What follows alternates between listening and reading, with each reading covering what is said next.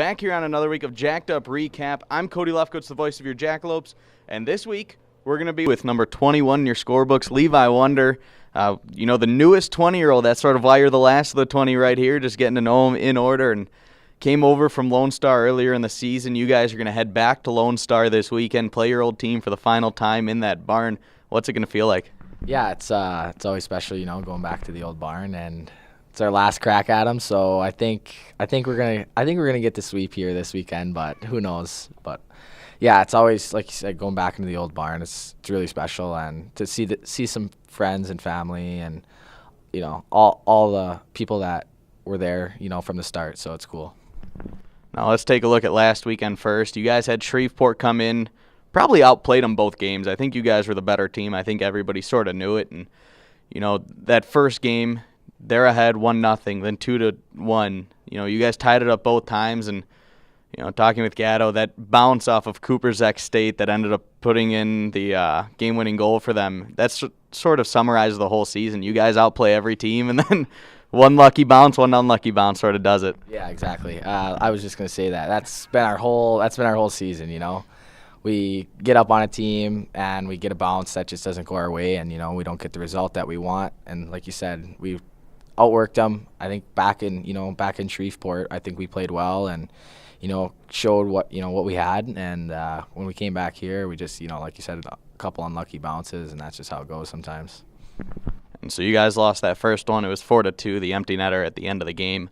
And then you come out Saturday, and a guy you should be looking at is Cam Cook, who at that point 6 goals in 9 games, and comes out, gets 2 more for Shreveport. That's kind of a guy who has killed the Jacks all season. But you guys had a 2-0 lead, or a 3-1 lead, that you just ended up blowing somehow, ended up taking it into a shootout. What sort of happened between the second and third period that allowed them to score 2? Yeah, I think we just might have been a little too lax. I think the first 2 periods we played our game, and then we just kind of let off the gas pedal a little bit, where I think we could have stepped it up and kind of bared down and got that W. But I mean, like you said, Cook, he had that shot right away, kind of off the post and in, and then he's a good energy guy for them, and he got it done for them, obviously, that weekend. It's tough, you guys, it's a long season. We're getting towards the back end, played 50 or 48 games already on a 60-game season. It's getting back there.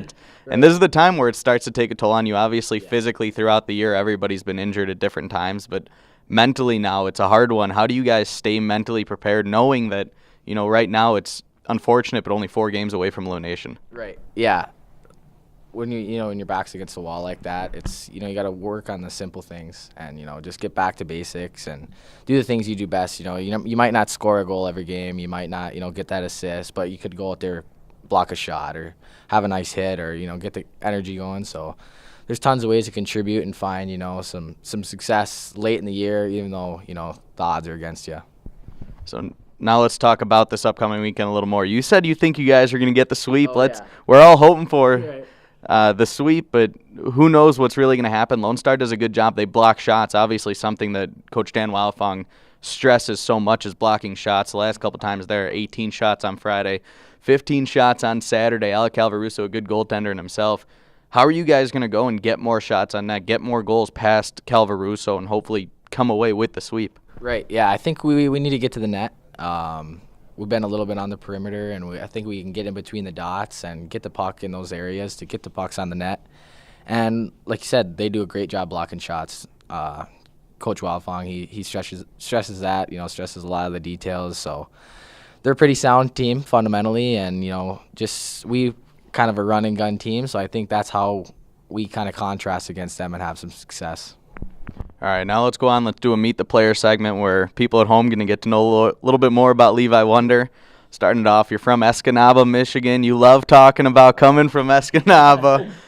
Played your major midgets a little bit up there, but kind of split time between playing major midgets and high school. Decided finally just go into high school, then on to a different team, the Yoopers, and then up to Drumheller, down here to Odessa. Sort of talk about that path a little bit more. Yeah. So I started playing midget major when I was a freshman in high school. I played for Market Electricians, and that was a great year. Met a lot of great guys that year from all over the UP. Actually, we had scattered guys from different states and all over, so that was really cool to get that experience, at such a young age. And then came back my sophomore year. I came back to my hometown and played 3 years of high school, and that was, times I'll never forget. Awesome playing in front of your hometown fans and, friends, family, and all that.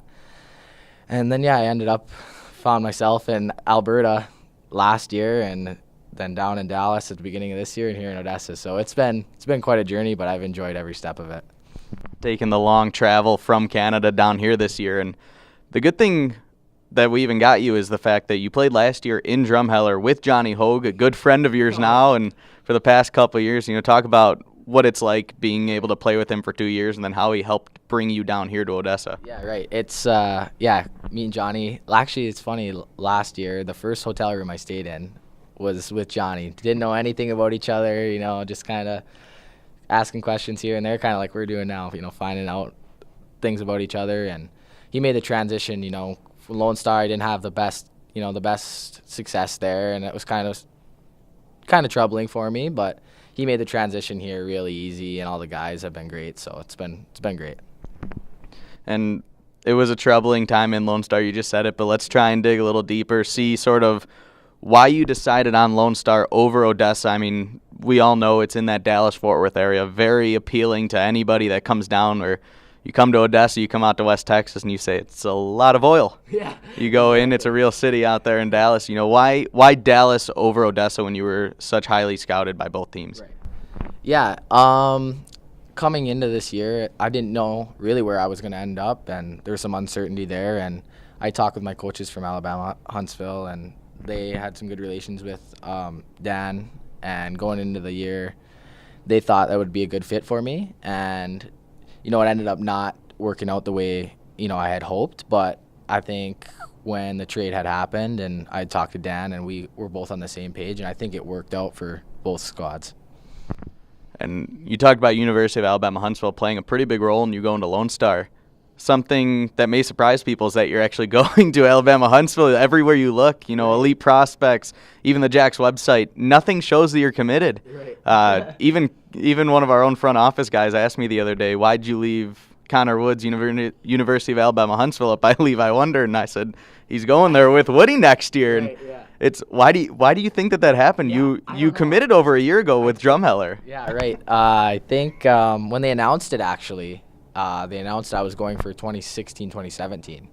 So, and obviously, I'm here this year and playing. So, I'm actually, when the whole commitment went down, we had talked and we had decided I would come in 2017. So I think just the announcement of it, and then it just kind of got piled up. But yeah, I'm going there for sure. So no worries there.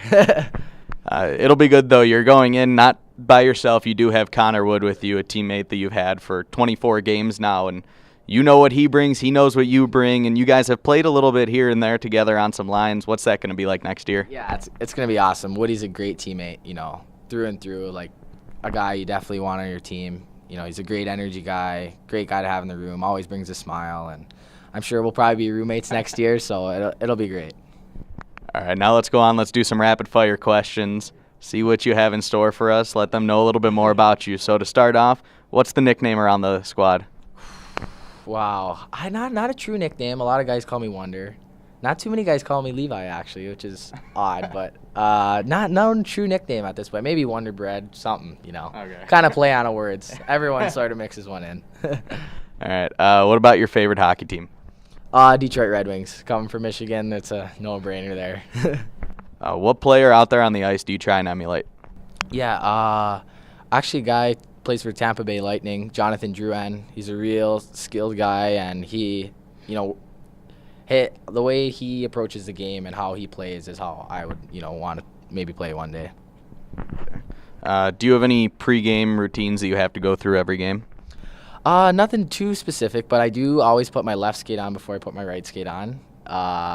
Same as my gloves, and I don't know why. It's just always been that way, but nothing too specific. I take my sticks the same way as well.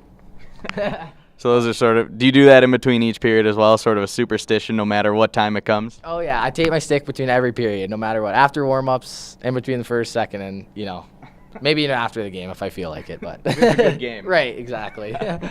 What about your favorite pregame meal or your favorite food on a game day? Oh, yeah. I'd say probably chicken Alfredo. I can actually make that myself now. So, I mean, starting to grow up. So, it's my favorite, I guess. Easy. It's good. Good and good for you. What about your favorite movie? Oh, favorite movie. I mean, Miracle, that's a back pocket one. I mean, a lot of pride there with hockey, but I really love. Oh, this is tough. I really like the Dark Knight, original Dark Knight, Okay. and have you ever seen Ace Ventura: Pet Detective? Yeah, that's hilarious. So that's one of my favorites as well. What about if you could go on a dream date with anybody? Probably Blake Lively. She is, she's something else. Surprisingly, nobody said that No this way. year. Nobody. Oh, come on. Yeah, I'm a little let down by the guys. What if you could have one superpower? Oh, I'd say flying. I mean, that would be something else, Fly over here, fly over there. I mean, that'd be Easy pretty travel. sweet. Yeah, exactly. What about would you say is your spirit animal? Spirit animal, I'd have to go snow leopard. I know, a little off the wall, but if you look them up, they're pretty sweet. So if I could be one thing, it'd be a snow leopard. What about if you spent a night out with the guys, went to karaoke, and you had to choose one song? What would be your number one song to pick? Wow. Well, the guys know of my my rapping ability, but I can't showcase that right now. But I can't think of a specific song right now, but I'm sure the guys would pick something out for me. Something just in the genre of rap? Yeah, maybe? sure, yeah, probably. And then last question, is there anything that the people at home may not know about you that you have as a special little hidden talent? Ooh, I mean, I can dance. I can't show you now, and I can sing a little bit, but I don't know. You have to see that for yourself, I guess, sometime in person. They put you in the slapjack costume when we went to that school, and they yeah, made you they- dance the whole time. Right? Yeah, doing push-ups. I'm doing the worm. I'm sweating in there, but it was a good time. All right, thanks, Levi. Thank you. That'll do it for this week's edition of Jacked Up. You can follow along all season on Facebook, YouTube, and Twitter, or at jackalopes.org.